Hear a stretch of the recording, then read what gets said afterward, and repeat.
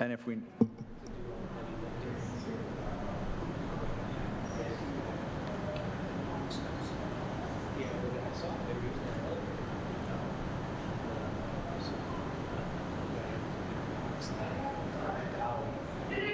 Standing right behind it. Welcome. The time is 5:01. We're going to get this meeting started. Casey, would you mind doing a roll call, please? Christy? Present. Katie? Present. Dana? Present. Dan? Present. Nelson? Present. James? Present. Having no absences, I'm going to ask for a motion to adopt a formal agenda. So moved. Second. All those in favor say aye. Aye. All right. Could I get a motion to approve last month's minutes, please? I'll move to approve the minutes from the Historic District Commission meeting on March 17th, 2026. Seconded. All those in favor say aye. Aye. Aye. Luis, would you mind reading the disclaimer? Would not mind reading the disclaimer. Just need to find it. Okay. Chapter 16, Section 22 of the City of Kalamazoo Code of Ordinance states, historical preservation is a public purpose. To serve that purpose, the Historic District Commission is hereby charged with the following responsibilities. A, the Kalamazoo Historic District Commission is empowered to regulate work on the exterior of historic resources and non-historic resources in historic districts in the City of Kalamazoo, and shall otherwise have all powers invested in Historic District Commissions pursuant to the Local Historic Districts Act, MCLA 399201, and 1970 PA 169, as amended in 1992. B, to regulate work on resources which, by city ordinance, are historic or non-historic resources located within local historic districts, including but not limited to the moving of any structure into or out of, or the building of any structure in an historic district. The following documents are available in the Community Planning and Economic Development Department located at 245 North Rose Street. These documents will help assist property owners in understanding the responsibilities of owning property in a local historic district. MCLA 399201, 1970 PA 169 is amended in 1992, which is the Michigan Local Historic Districts Act. Code of Ordinances, City of Kalamazoo, Michigan, specifically Chapter 16, which deals with historic districts. Secretary of the Interior Standards for Rehabilitation and Guidelines for Rehabilitating Historic Buildings, 1990. Standards and Guidelines for Kalamazoo Historic Districts and Maps of Kalamazoo Local Historic Districts. These documents, maps, are also available on the City of Kalamazoo website at www.kalamazoocity.org/historic preservation. Thank you, Luis. Thank you. Do we have any public comments from non-applicants out there? Looks like no. Okay. And then I guess we're going to go on to applications review. Correct me if I'm wrong, but it doesn't look like 703 South Park is here. And so since they're not here, we're going to move them to the end. So we're going to start with 471 West South Street.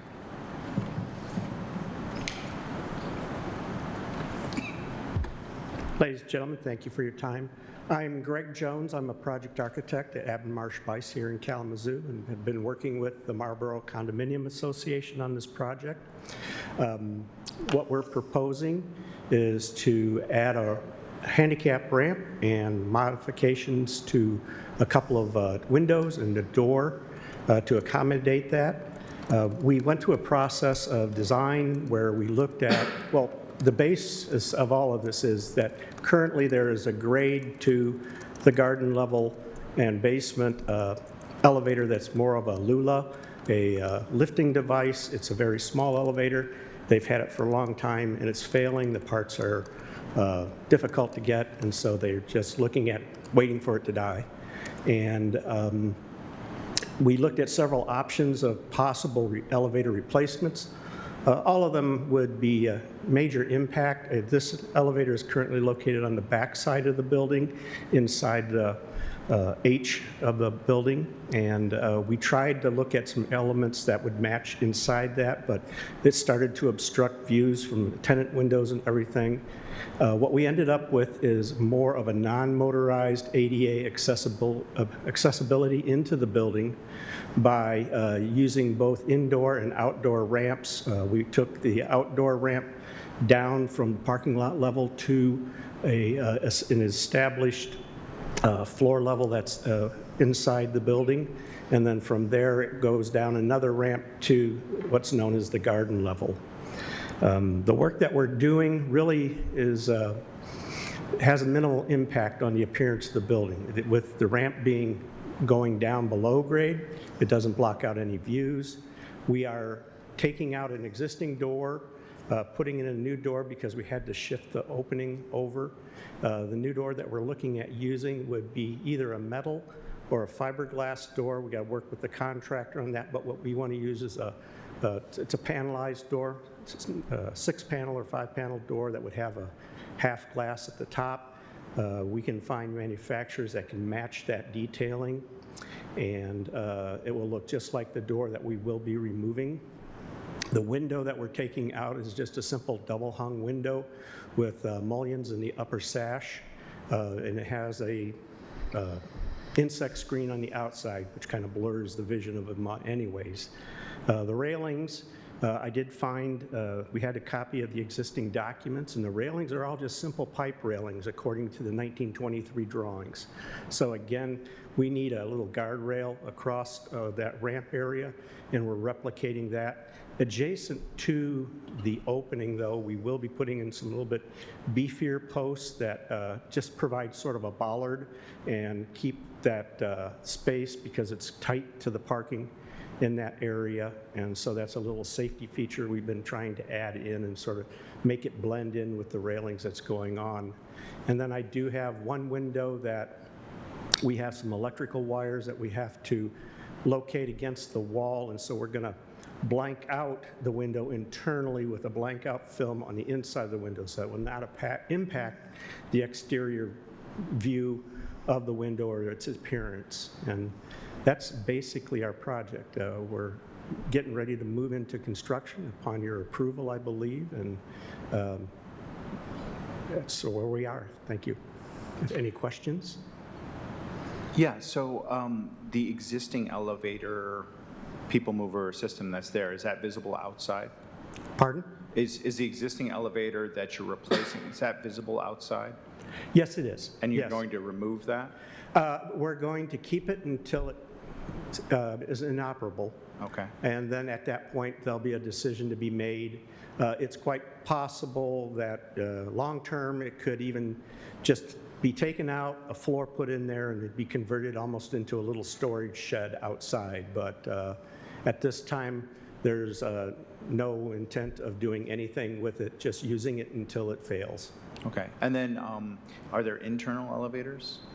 Inside, yes, we do have, when we come into the building off of the ramp and the steps, at that level, before we go down to the garden level, there will be a vertical lifting device. So really, we're just looking at trying to get furnishings and things down to the sub-basement and some people. So internally, we will have a lift that does take you from those intermediate levels around the garden level down to the sub-basement that will replace the work that that current elevator is performing. Okay, thank you.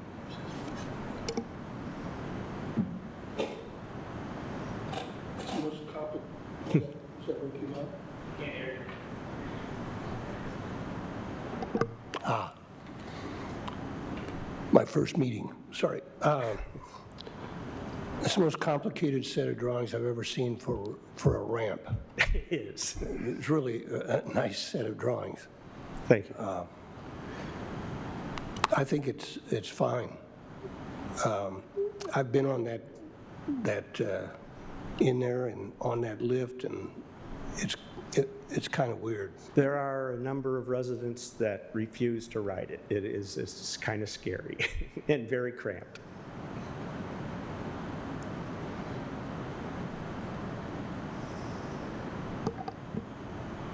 Well, as we're reminded, the National Park Services has published a preservation brief on making historic buildings accessible. So I think that you have met the different criteria for that. So I do not have a problem with this.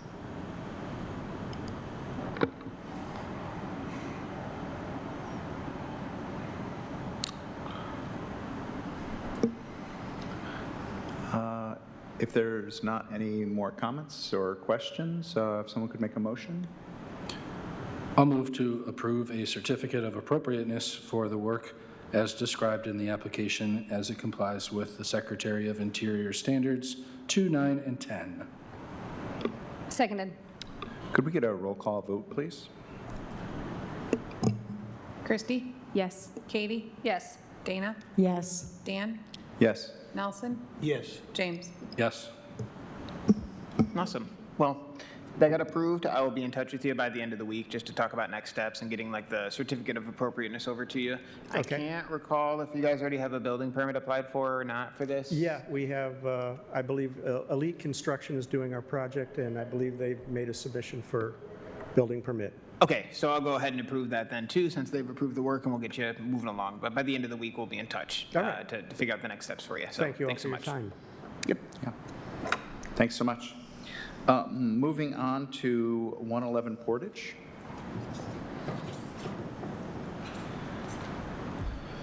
Hello, my name is Ryan Burns. I'm with the Peregrine Company, and we are here tonight seeking agreement approval to add 2 signs to the Peninsula Building located at 111 Portage and 200 East Michigan. It's on the pretty prominent corner in downtown. We'd like to add 1 sign to the west-facing wall and 1 sign, identical sign, to the north-facing wall. This sign's going to be added, it's part of, the building is currently under renovations. The 2nd and 3rd floor are under complete renovations. And we want to add this sign to kind of announce that the Peninsula Building is back. The signs will be about 4 feet, 3.5 feet tall, 40 inches tall by almost 10 feet long. It's an aluminum sign. The Peregrine logo, the Falcon logo, will be raised off of a black aluminum background, and then the white Peregrine Peninsula letters will be raised out of the aluminum. The entire black background will be backlit, and the Peregrine logo will have backlighting on it also. The sign will be anchored to the mortar. It'll be between, you can see in the picture, there's a parapet cap, and then kind of a molding that runs underneath the sign, so the sign will fit between those 2 areas. It won't touch either of those details, and it will anchor to the mortar on the brick, so it could be removed at some point in the future if required. Any questions?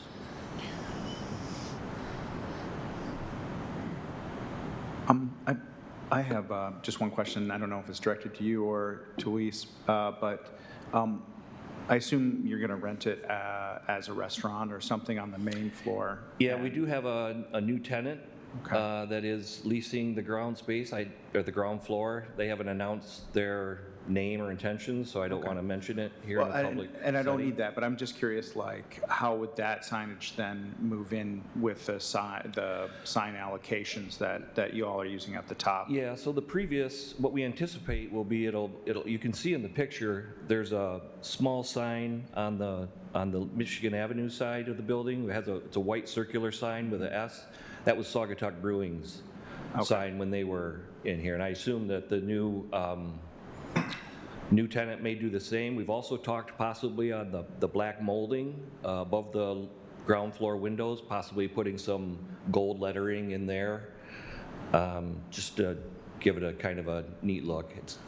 Maybe I can tell you it's going to be an English pub, and so they're trying to give it an English pub look. So Yeah, I guess I was just like forward-looking. I would hate for them to have to come back and then, like the allocated sign footage is used up for, those 2 signs. But Yeah. that was my only train of thought on that.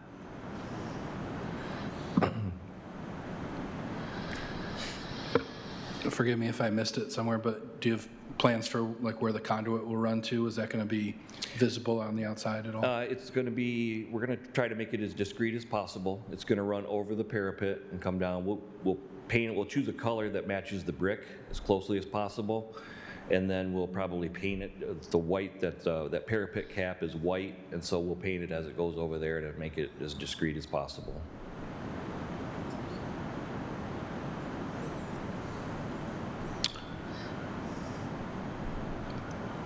Well, if we don't have any more questions or comments, would someone like to make a motion?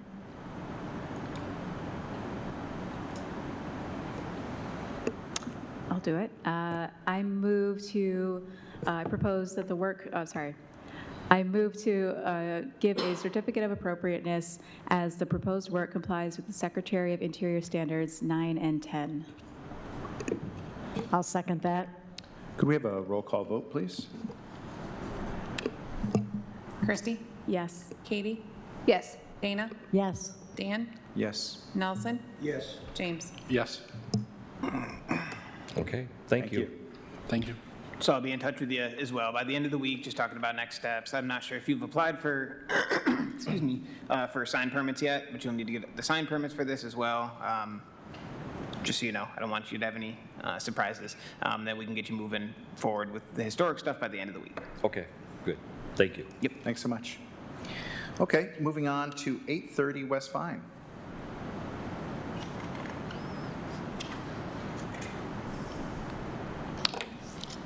And I'm not sure, so I need to clarify about 703. I made a flub for 703 West Vine. In the subject line of my initial email that I sent out to that applicant, I put down the wrong date, and then when I corrected it in the body of the email, I put down the wrong date. So I was just texting with them and said, hey, I'm sorry. Well, we can move back around to 703 Park. So no, this is for 703. I'm saying Oh. I sent the wrong date in the email. My initial email said, the subject line said 22 April because I have the HDC meeting, or the HPC meeting tomorrow, and I think I just got confused in my head. When I reached back out, I corrected the subject line, but then in the body, I put that the meeting will be on 22 April, which is the same thing that I just changed. So I'm texting with that applicant right now, trying to understand if they're going to come or not, or if they would be willing to agree to a postponement. I mean, I don't think we're going to be within the 60 days, but I need to do some calculations to see if we're going to be within the 60 days rule or not, to understand what to do next. That applicant would rather be here in person. I completely accept responsibility for flubbing that one. So I apologize to you guys as well.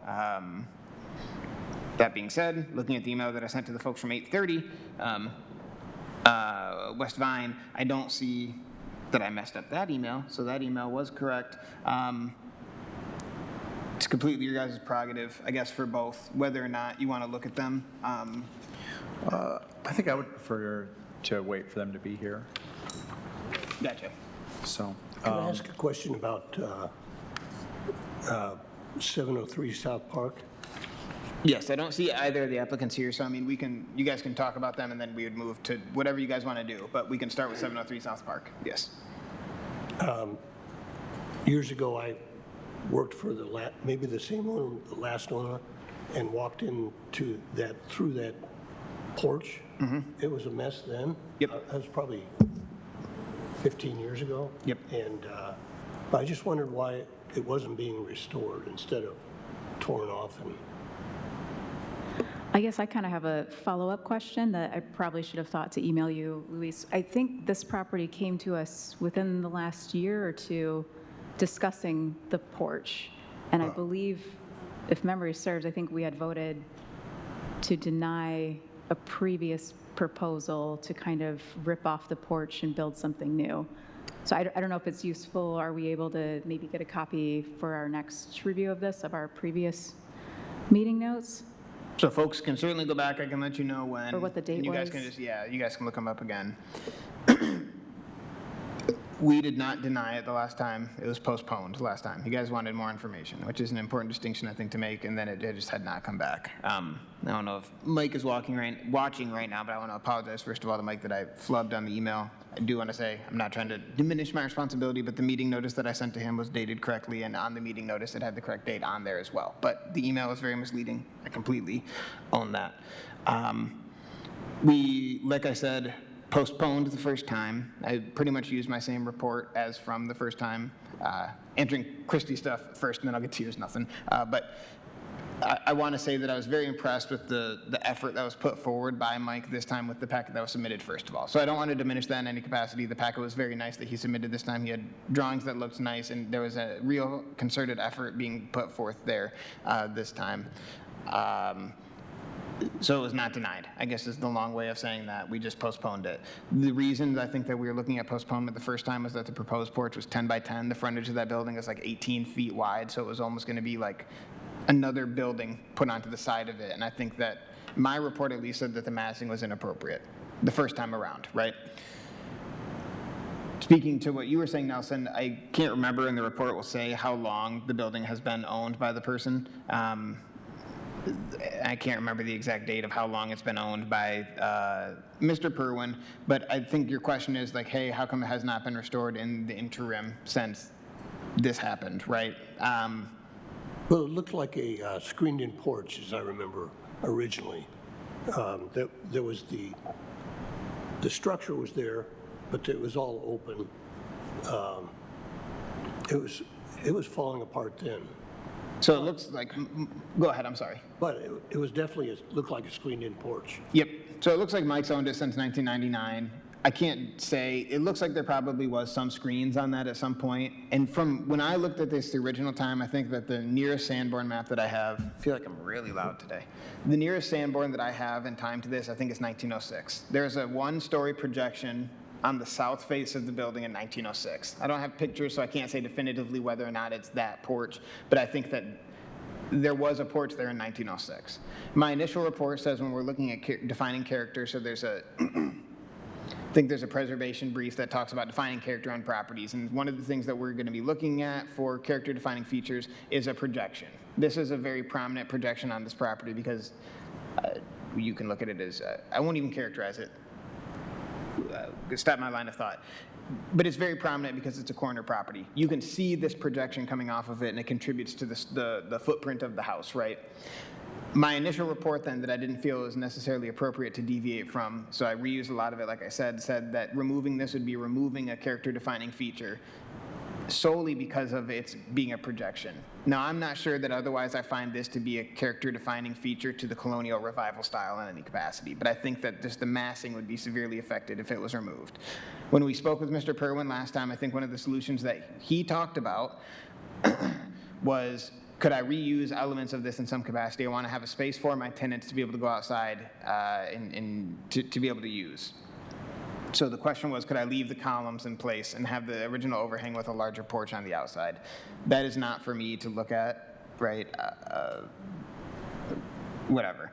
The size has been greatly reduced, so it used to be 10 by 10 was the original drawing that he brought. This one was 9 by 6.5 foot, so it's around half the size. Looks like it's 9 by 9, or 9 feet by 8 inches by 9 feet by 8 inches according to the drawing. Okay, so just the words that he gave was 9 by 6.5. Is it? I was looking at the images because I saw that discrepancy. I was going to ask them about. And I think he did also say that it was negotiable at this point, which I'm not here to argue semantics, but perhaps it was still in a rather nebulous stage, to use another, to use some alliteration there. And maybe it was just at the point where it was like it's still kind of getting figured out by the drawings and stuff. Again, I want to apologize to Mr. Perwin, the applicant. I want to commend him for the level of drawings that were submitted this time. It's completely your guys' prerogative what you want to do. I want to understand, the application was submitted on the 16th of March. And I just want to understand.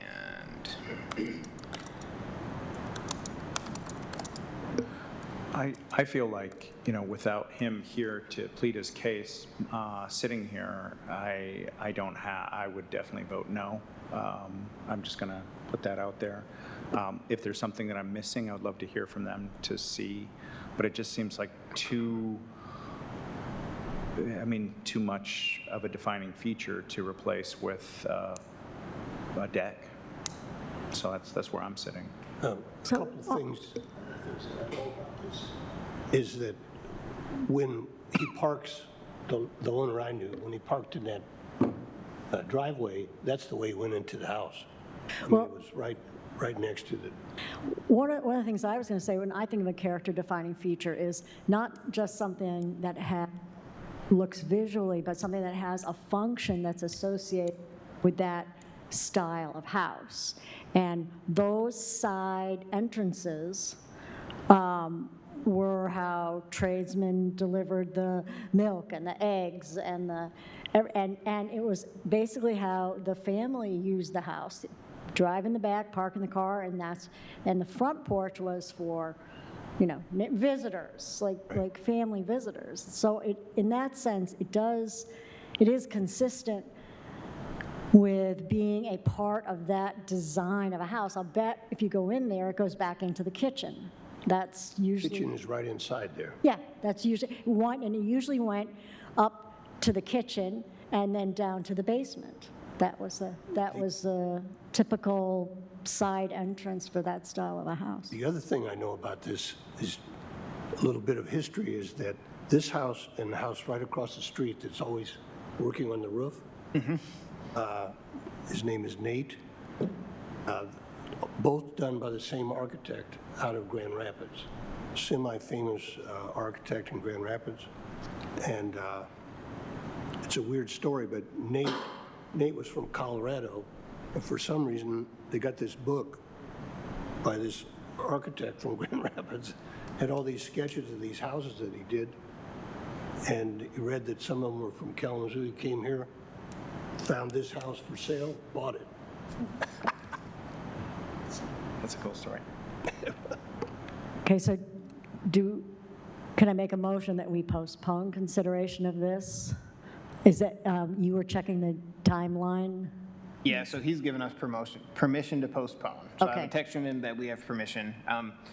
Just full disclosure, what I would do too is I'll either try to call him after the meeting or tomorrow and just still talk through it with him, because I didn't want folks to have the best opportunity as possible for success, so.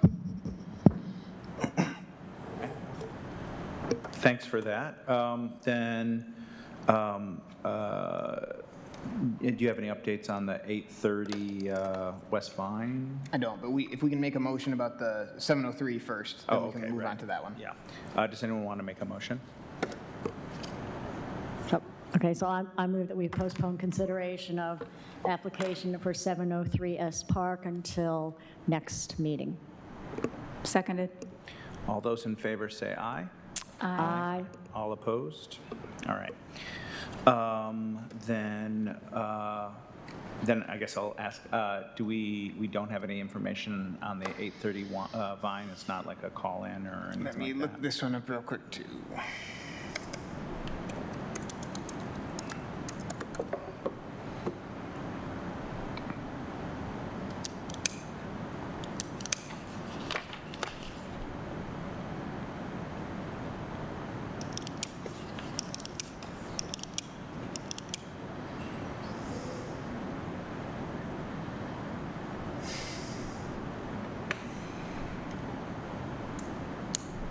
No.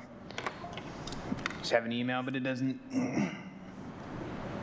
It's not explanatory email necessarily, and I got it.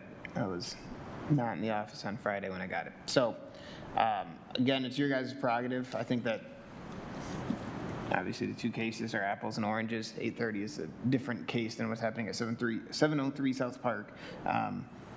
Your guys' decision of how you want to move forward, however. Would someone make a motion to postpone that?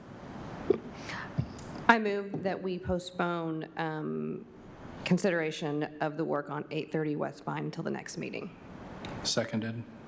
All those in favor say aye. Aye. All opposed? All right, then that takes care of our applications. And then moving on, we have an action item, the reappointment. How does that work? Do we make a motion to reappoint, or is there anything more formal than that? Yeah, so you'll make a recommendation for the reappointment of the commissioners that are listed for the I'm trying to think of how the smoothest way to word it is. Recommend to the city commission the reappointment of the commissioners. is the smoothest way to do it. Because you guys don't make the final call. You have to make a recommendation for their reappointment to the city commission for their consideration. They're the ones that formally reappoint. So I recommend that the city commission reappoint Commissioners Brysick and, Johnson for another term on the Historic District Commission. Can I get a second? Seconded. All right, could I get a roll call vote, please? Just to make it official. Christie? Am I allowed to vote? Yeah? Okay, yes. Katie? Yes. Dana? Yes. Dan? Yes. Nelson? Yes. James? Yes. Okay, great. Luis, do you want to do the coordinators report for us? Yeah, nothing crazy. Sorry, one of those is blank. We can look at the next one down. Sorry all this stuff went out so late, and I'm sorry to the first one at 8:30 too. Not to make the martyrdom card, but I was in jury duty last week, so that's why I sent everything out so late, because I had to do it after I got out from there. So I will be in touch with both the applicants that weren't here this evening. Like I said, I did put in the wrong date to the subject line, then I corrected it to Mike, so that was a mess up. But then I just had an email that maybe I didn't understand it correctly from the person at 830 West Vine. So I'll keep you guys in touch. I'll keep in touch with you guys about what the next steps are for those ones, but I do apologize. Stuff that's not on here, because I think it came in after I prepared the reports. First of all, welcome aboard again, Nelson. Thanks for offering up your time to serve again with us. So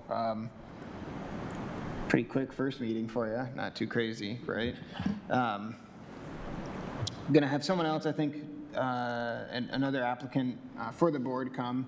They couldn't be here tonight, or else I would have had them on tonight's meeting, so in May we'll get them on the agenda as well, and then we'll have a full board, more or less. One of you guys could stop then if you wanted to, but I mean, I still haven't necessarily found your replacements yet, I don't think. I don't know who tells me whether I have or not, so we can figure that out, but if, you guys are, we would have enough folks for you guys to stop at that point, because we'd have 5 people otherwise, so I'd like to keep you up, but it's completely your own prerogative of what you want to do, so. I enjoy it, so I basically will stay until you have enough people to make a full commission. So I find your replacement. Yeah. So there is that. I think that I sent out an email maybe to you guys as well about Historic District Commission. Did I mean to the Michigan Historic Preservation Network? Did I send that out? Okay. You did. I have to buy those tomorrow. So I think that no one here said they wanted to go, right? I want to go, but I just can't. Okay. I can't do it. Everyone said they didn't want to go. I'm just kidding. I completely get it. Other side of the state, it's tricky to get over there. So Too busy. yes. Okay. That's good for my counts, because we'll get it taken care of. I know that it's kind of a pain when it's not right here in town, and even when it's here in town, it's still hard to get there sometimes. Do they do any online or video? People ask me that every year, and you think I would remember, but I forget every year. So I'm not sure if they do have any stuff that's online or not. You can look on mhpn.org. I'll do that, yeah. Sometimes there's a reduced fee. I just can't do it that way. Yeah. This is better than, I mean, oh my gosh. Going up to Sault Ste. Marie sucked, but it's a lot closer than Sault Ste. Marie to go to the other side of the state, to the east side of the state. So those are kind of the big news things. When we're looking at the reviews that I've had, been a really slow year. 11 plus 2 obviously is not 81, and I put total number of reviews is 81.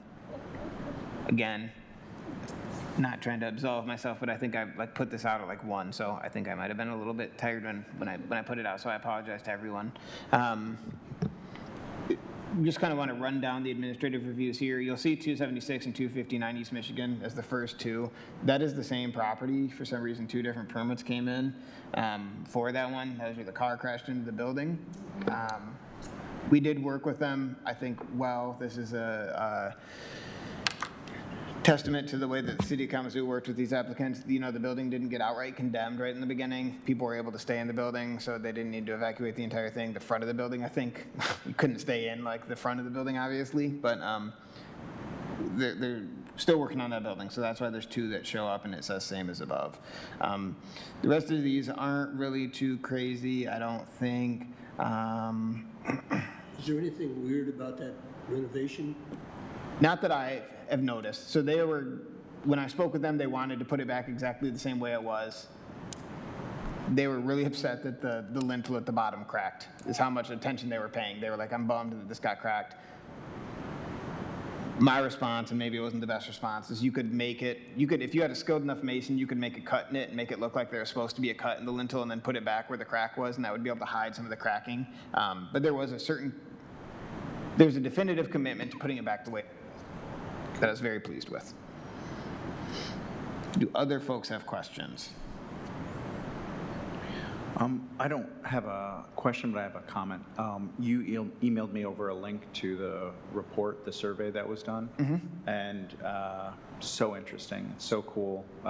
Like there's a spreadsheet of all the structures, and you can sort by date, and then there's just so many hidden, very old houses around that you drive by a million times, and you don't realize it's from the 1830s. I just thought that was great, and the report was really interesting, and yeah. I liked it. So. Where were those old ones? Okay.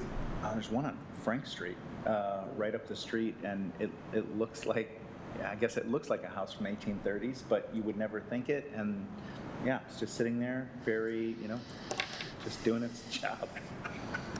So, okay, if there's no other business here, the time is 5:36, and I'm going to adjourn the meeting.